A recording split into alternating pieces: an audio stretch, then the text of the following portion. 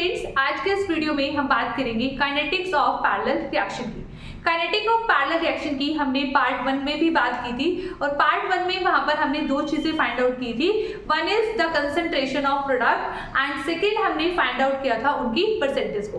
तो आज के इस वीडियो में हम रिमेनिंग के जो पार्ट्स है वो हम डिस्कस करने जा रहे हैं, जिसमें हमें क्या क्या कैलकुलेट करना है। जिसमें हमें कैलकुलेट करना है फर्स्ट इफेक्टिव ऑर्डर, सेकेंड हमें कैलकुलेट करना है इफेक्टिव रेट कांस्टेंट, थर्ड हमें फाइंड आउट करना है effective half life time and next हमें फाइंड आउट करना है last effective activation energy. Right, ठीक है। हाफ लाइफ टाइम इसमें बहुत ज्यादा इंपॉर्टेंट है, बहुत बार एग्जाम में पूछ लिया जाता है। ठीक है, लास्ट हमें क्या करना है activation energy, right, effective activation energy. तो चलो स्टार्ट करते हैं। स्टार्ट करने से पहले एक बार हम फिर थोड़ा सा रिवाइज करते हैं कि हमारे पास पैरेलल रिएक्शंस क्या होती है। ठीक है, पैरेलल रिएक्शन हमारे पास क्या होती है। पैरेलल रिएक्शन हमारे पास वो रिएक्शंस हैं जिनमें हमारे पास टू प्रोडक्ट साइमल्टेनियसली फॉर्म होते हैं। राइट, साइमल्टेनियसली का मतलब है कि जैसे हम बोलते हैं जनरली ऑर्गेनिक रिएक्शन में आपने बहुत सारी ऐसी रिएक्शन सुनी होगी, बहुत सारी रिएक्शंस आप ऐसे देखते हो कि जिसमें हम कहते हैं कि एक मेजर प्रोडक्ट बनेगा, एक माइनर प्रोडक्ट बनेगा। ठीक है, तो वो जो मेजर प्रोडक्ट है और जो माइनर प्रोडक्ट है, ठीक है, वहां पर हमारे पास दो प्रोडक्ट बन रहे हैं और दो प्रोडक्ट, ठीक है, एक मेजर बन रहा है, एक माइनर बन रहा है, मतलब एक कम अमाउंट में बन रहा है, एक ज्यादा अमाउंट में बन रहा है, पर बन तो साइमल्टेनियसली रहे ना। तो हम इस इक्वेशन को हम ऐसे भी लिख सकते हैं A gives B plus C। ठीक है, जिसमें से एक मेरे पास क्या है मेजर प्रोडक्ट है फॉर एग्जांपल, और एक मेरे पास क्या है माइनर है। ठीक है, ऐसा भी हो सकता है C माइनर हो, ठीक है, C मेजर हो और B क्या हो माइनर हो। ठीक है, इस तरीके से। तो अब दोनों बन क्या रहे हैं, अलग अलग रेट से बन रहे हैं, तो इसलिए हमने यहाँ पर क्या लिखा K1 and K2 different rate constant हमने लिखे कि A से B मिल रहा है और A से C भी मिल रहा है साइमल्टेनियसली, बट जो रेट कांस्टेंट है दोनों के लिए क्या है डिफरेंट है। ठीक है, तो हम पैरेलल रिएक्शन को कुछ इस तरीके से लिख सकते हैं। राइट, तो अब देखो, अब हमारा जो फर्स्ट टारगेट है that is the effective order लिखना और इफेक्टिव रेट कांस्टेंट लिखना। ठीक है, ये दोनों चीजें ना साइमल्टेनियसली फाइंड आउट हो जाएंगी। तो देखो, अगर जैसे मैंने फर्स्ट पार्ट में मैंने ज्यूम किया A gives B और इसके लिए रेट कांस्टेंट क्या है K1 है ना, इसके लिए रेट कांस्टेंट K1। तो मैं इसे ऐसे लिख सकती हूँ ना कि जो मेरे पास रेट ऑफ रिएक्शन होगा that is minus dA by में dt। ठीक है, या फिर मैं क्या लिख सकती हूँ dB अपॉन में dt, अगर मैं इन टर्म्स ऑफ B लिखना चाहूँ। ठीक है, is equal to K1 into concentration of A। Right, K1 into concentration of A। तो ये मेरी हो गई इक्वेशन नंबर 1। ठीक है, सिमिलरली हम यहाँ पर, ठीक है, नेक्स्ट में हम लिखते हैं, हम कैसे लिख सकते हैं A gives C also। ठीक है, बट यहाँ पर रेट कांस्टेंट क्या है K2 है, तो इसके लिए अगर मैं रेट ऑफ रिएक्शन को लिखना चाहूँ तो हम कैसे लिख सकते हैं minus dA by dt is equal to dC upon dt, है ना, ऐसे लिख सकते हैं। यहाँ पर भी ऐसे स्क्वायर ब्रैकेट लगा देना, इसका मतलब कंसंट्रेशन होता है, is equal to K2 into concentration of A। ठीक है, तो ये मेरे पास क्या हो गया इक्वेशन नंबर 2। ठीक है, फ्रॉम 1 एंड 2, ठीक है, अब दोनों के according from 1 and 2 we can write minus dA by dt, मतलब पूरी रिएक्शन के लिए, ऑल ओवर रिएक्शन के लिए हम कुछ इस तरीके से लिख सकते हैं। ठीक है, K1 प्लस K2, ठीक है, राइट लाइक दिस। ठीक है, यहाँ पे ध्यान से समझना, कंफ्यूज मत होना। ठीक है, K1 into concentration of A लिखा था, ठीक है, plus K2 into concentration of A। ठीक है, तो यहाँ पर मेरे पास क्या आ गया माइनस, ठीक है, dA अपॉन में dt is equal to K1 plus K2 into concentration of A। Right, concentration of A। अब यहाँ पे ध्यान से देखो, तो मेरे पास यहाँ पर, ठीक है, इफेक्टिव रेट कांस्टेंट क्या आ गया ये वाला K1 प्लस K2। तो सिंपल सी चीज है, अगर आपको कोई पैरेलल रिएक्शन दी हो, K1 और K2 दिया हो और आपसे ये पूछ लिया जाए कि इसके लिए इफेक्टिव रेट कांस्टेंट बताओ, तो you have to just add both the values K1 and K2। तो हमारे पास यहाँ पर सबसे पहले ठीक है इफेक्टिव कांस्टेंट, ठीक है इफेक्टिव रेट कांस्टेंट हमारे पास क्या हो गया, इफेक्टिव रेट कांस्टेंट हमारे पास आ गया that is K1 plus K2, K1 plus K2, ये हमारे पास रेट लॉ बन गया ना, ठीक है इस रिएक्शन के लिए, पैरेलल रिएक्शन के लिए। तो इफेक्टिव ऑर्डर कितना आया, A की पावर कितनी है 1, ठीक है तो हमारा सेकंड पार्ट भी यहाँ से सॉल्व हो गया, effective order comes out to be 1। वैसे भी हमें ना जो पैरेलल रिएक्शन स्टडी करती है फर्स्ट ऑर्डर काइनेटिक के लिए स्टडी करते हैं, तो इफेक्टिव ऑर्डर तो ये तो सोचने वाली बात भी नहीं है, ये तो क्या होगा 1 ही होगा, ठीक है। तो हमारे पास 2 पार्ट हो गए। अब हमारा जो नेक्स्ट टारगेट है वो क्या है, इफेक्टिव हाफ लाइफ टाइम को फाइंड आउट करना, ठीक है। तो अब लिखो हमारे पास इफेक्टिव हाफ लाइफ टाइम, ठीक है। नेक्स्ट हम लिखेंगे हमारा जो थर्ड है that is effective half life time, ठीक है। अब देखो फर्स्ट ऑर्डर काइनेटिक्स के लिए हमारे पास जो हाफ लाइफ टाइम होता है वो क्या होता है, ठीक है। मेरे पास किसी भी एक फर्स्ट ऑर्डर रिएक्शन के लिए, ठीक है for first order reaction T half is equal to 0.693 divided by में K। ये मेरे पास क्या होता है, ठीक है किसी भी फर्स्ट ऑर्डर काइनेटिक्स के लिए हाफ लाइफ टाइम। अब हमें फाइंड आउट करना है, ठीक है इफेक्टिव हाफ लाइफ टाइम, ठीक है। तो मैं यहाँ पर अगर लिखूं T half effective is equal to क्या हो जाएगा 0.693, बस यहाँ पर जो K हमें यूज करना है वो क्या यूज करना है K इफेक्टिव, ये हो जाएगा, ठीक है। अब मैंने क्या किया, जो K इफेक्टिव की वैल्यू है वो मेरे पास हो जाएगी, ठीक है K1 अपॉन में K2। अभी हमने फाइंड आउट किया जो ठीक है आपके पास इफेक्टिव रेट कांस्टेंट है वो हमारे पास कितना आया है K1 प्लस K2। तो मैंने यहाँ पर वैल्यू पुट कर दी और यहाँ पर मैंने लिखा T हाफ इफेक्टिव, राइट। अब यहाँ पर मैं क्या करूंगी, यहाँ पर K1 और K2 की वैल्यू को मैं पुट करूंगी, ठीक है। यहाँ पर मैं क्या करूंगी, K1 और K2 की वैल्यू को मैं क्या कर दूंगी, एक तरीके से यहाँ पर पुट कर दूंगी। पहले ऐसा कर लो आप T हाफ इफेक्टिव इधर ले आओ, ठीक है इसका रीअरेंजमेंट कर दो, ऐसे और इजी रहेगा। T हाफ इफेक्टिव इधर हमारे पास क्या आ जाएगा K1 प्लस में K2, ठीक है। अब आपको मैडम हम ये एक्सप्रेशन ऐसे क्यों कर रहे हैं, हमें क्या चाहिए, हमें चाहिए T हाफ इफेक्टिव चाहिए in terms of T half 1 and T half 2, ठीक है। तो इसलिए हम ऐसा कर रहे हैं। अब यहाँ पर K1 और K2 की वैल्यू अगर मैं पुट करूं तो मैं क्या कर सकती हूँ 0.693 ओवर T हाफ 1, मतलब जो A से B बना है ना तो उसके लिए T हाफ 1 एज्यूम किया है और जो A से C बना है उसके लिए T हाफ 2 एज्यूम किया है, ठीक है। क्योंकि K1 तो फर्स्ट में है ना, A से B वाले में क्या था मेरे पास, A से B वाले में मेरे पास था यहाँ पर देखो ध्यान से K1, तो इसके लिए जो हाफ लाइफ टाइम है वो हमने माना T हाफ 1, ठीक है, और इसके लिए क्या माना T हाफ 2, राइट, ठीक है। तो इसको हम इस तरीके से लिख रहे हैं। अब यहाँ पर देखो ध्यान से हमारे पास क्या आ जाएगा, यहाँ पर T हाफ 1, यहाँ पर 0.693 over T half 2 is equal to यहाँ पर क्या आ गया 0.693 over T half effective, T half effective. अब देखो दोनों तरफ से हमारे पास 0.693 यहाँ से कॉमन आ जाएगा, ठीक है। तो मेरे पास क्या हो जाएगा 0.693 into 1 over T half 1 plus 1 over T half 2 is equal to हमारे पास 0.693 over T half effective, right, T half effective. इससे तो ये कैंसिल हो जाएगा, तो ये मेरे पास फॉर्मूला आ जाएगा किसके लिए 1 अपॉन T इफेक्टिव। मतलब अगर हमें T half effective find out करना हो तो हमें क्या करना पड़ेगा, उनका रेसिप्रोकल, ठीक है 1 अपॉन T हाफ इफेक्टिव, ठीक है। अब इस फॉर्मूले में आप फाइंड आउट कर सकते हो, ठीक है 1 upon T half 1 plus 1 upon T half 2, ठीक है। आपको ने डायरेक्ट कंबाइन नहीं करना है, ठीक है, वो रेसिप्रोकल करके फिर उसका क्या आएगा आंसर आएगा, ठीक है। तो ये हमारे पास हो गया third, that is the effective half life time, okay. अब हमारे पास लास्ट पार्ट रह जाता है, that is the calculation of effective activation energy, right.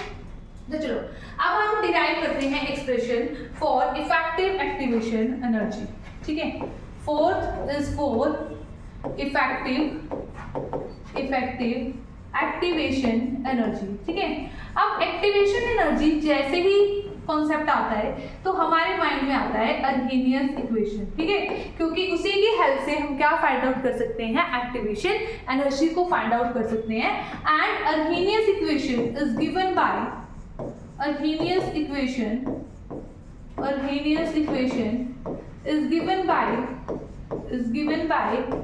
k is equal to, ठीक है, a into e की पावर माइनस EA अपॉन में RT, ठीक है, rate constant k is equal to a into e की पावर माइनस EA अपॉन में RT, ठीक है। तो ये मेरे पास क्या हो गई, अर्हेनियस इक्वेशन। अब मेरा एम क्या है, मेरा एम है EA इफेक्टिव फाइंड आउट करना, इफेक्टिव एक्टिवेशन एनर्जी, ठीक है। तो मैं यहाँ पर इसको इस तरीके से लिख दूं, ठीक है, K इफेक्टिव, अगर हम बात करें K इफेक्टिव की, ठीक है, K effective is equal to, मैं यहाँ पर क्या लिख दूं, A इफेक्टिव लिख दूं, ठीक है, A इफेक्टिव लिख दूं यहाँ पर, ठीक है। A हमारे पास क्या होता है, वैसे कांस्टेंट होता है पर इफेक्टिव लिखेंगे, E की power minus EA effective upon में RT, अपॉन में RT, ठीक है। ऐसे ही हम क्या लिख सकते हैं, यहाँ पर K1 और K2 की वैल्यू भी हम यहाँ पर लिख सकते हैं, ठीक है। अब देखो, क्योंकि हमारे पास K इफेक्टिव किसके इक्वल है, K इफेक्टिव है K1 प्लस K2 के इक्वल, तो हमारे पास आ जाएगा कुछ इस तरीके से। तो K इफेक्टिव आप यहाँ पर लिखो A इफेक्टिव इंटू E की power minus EA effective upon में RT, ठीक है। यहाँ पर इज इक्वल टू K1 की वैल्यू क्या हो जाएगी, A इंटू E की पावर माइनस EA1 अपॉन में RT, ठीक है। यहाँ पर क्या हो जाएगी वैल्यू, A इंटू E की पावर माइनस EA2 अपॉन में RT, ठीक है। तो ये हमारे पास किसकी वैल्यू हो जाएगी, ये हमारे पास यहाँ पर सॉरी T1 और T2 भी तो आएगा ना, T1 एंड T2, ठीक है। तो ये हमारे पास क्या हो जाएगी, इनकी वैल्यूज हो जाएगी, ठीक है। मैं इफेक्टिव एक्टिवेशन एनर्जी के लिए मैं आपको विद डेरिवेशन करवा रही हूँ, पर इन केसेस में ना मैं आपको यही सजेस्ट करूंगी क्वेश्चंस करने के लिए कि आप है ना जस्ट इसका डायरेक्ट फॉर्मूला लर्न कर लेना, ठीक है। जैसे जो हमारा जो पार्ट 1 था उसमें हमारे पास x is equal to Y plus Z वाला जो मैंने आपको पार्ट बताया था, वहां से समटाइम क्वेश्चन पूछ लिया जाता है एग्जाम में, ठीक है। बट यहाँ से आपके पास डायरेक्ट ही क्वेश्चन आएगा, तो अगर आपने ना, ठीक है, क्या कर लिया, फॉर्मूला लर्न कर लिया, तो आपका क्वेश्चन इजीली सोल्व हो जाएगा, ठीक है। पर यहाँ पर हम इसको विद कॉन्सेप्ट पूरा का पूरा स्टडी इसलिए ही कर रहे हैं सो दैट आपको पता चले कि फॉर्मूला आया कहाँ से, राइट, ठीक है। अब हमारे पास हम क्या करेंगे, ये मेरे पास आ गया, अब मैं इसको डिफरेंशिएट कर दूंगी विद रिस्पेक्ट टू टाइम, ठीक है।